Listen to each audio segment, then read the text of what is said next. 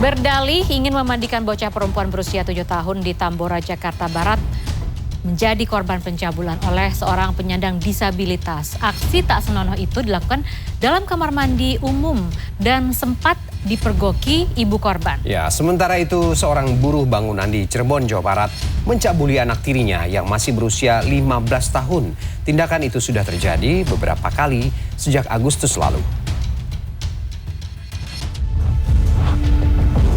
Seorang bocah perempuan berusia 7 tahun warga Kalianyar Tambora, Jakarta Barat menjadi korban pencabulan oleh seorang penyandang disabilitas berinisial EN yang berusia 35 tahun.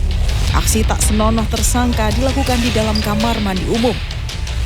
Kepada petugas, tersangka yang memiliki keterbatasan pendengaran ini mengakui telah meraba-raba alat vital korban yang masih tetangga kamar kosnya. Diketahui pencabulan ini terjadi pada 13 November lalu. Saat itu korban hendak mandi. Tiba-tiba tersangka langsung masuk dan mengunci pintu kamar mandi. Ibu korban sempat beberapa kali mengetuk pintu tapi tak ada jawaban. Korban dipaksa diam oleh pelaku dengan bahasa isyarat. Tak terima anaknya dicabuli, ibu korban kemudian melaporkan kasus ini ke polisi. Modus yang dilakukan oleh pelaku dengan memandikan korban yang masih berumur 7 tahun di dalam kamar mandi umum yang dalam keadaan terkunci. Nah, pada saat peristiwa itu terjadi, dipergoki oleh ibu korban, kemudian ibu korban mencoba membuka kamar mandi umum itu tapi dalam keadaan terkunci, dikunci dari dalam. Setelah diketok hingga 7 kali baru dibuka oleh pelaku.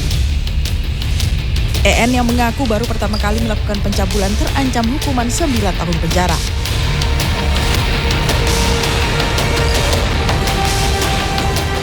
Sementara itu, seorang pria berusia 54 tahun warga Cirebon, Jawa Barat tega mencabuli anak tirinya yang masih di bawah umur. Saat dimintai keterangan petugas, diketahui tersangka sudah beberapa kali melakukan perbuatan bejat itu kepada anak tirinya yang masih berusia 15 tahun. Dalam keterangan polisi pada Jumat sore, diketahui tersangka yang bekerja sebagai buruh bangunan ini kerap memaksa korban untuk merekam video maupun foto korban yang mengarah pornografi dan porno aksi lalu dikirimkan melalui ponsel kepada tersangka.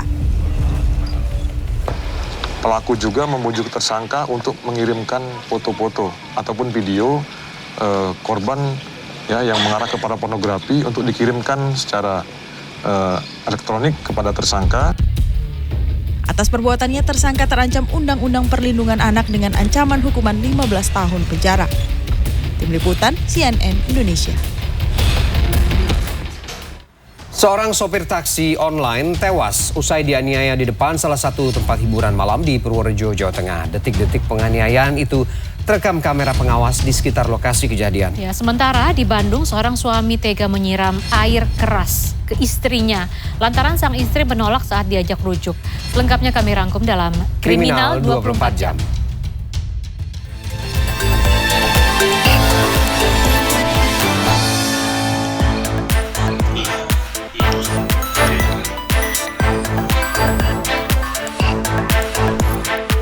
Inilah detik-detik rekaman CCTV yang memperlihatkan seorang pengemudi taksi online dianiaya di depan tempat hiburan malam di Purworejo, Jawa Tengah, Sabtu pekan lalu.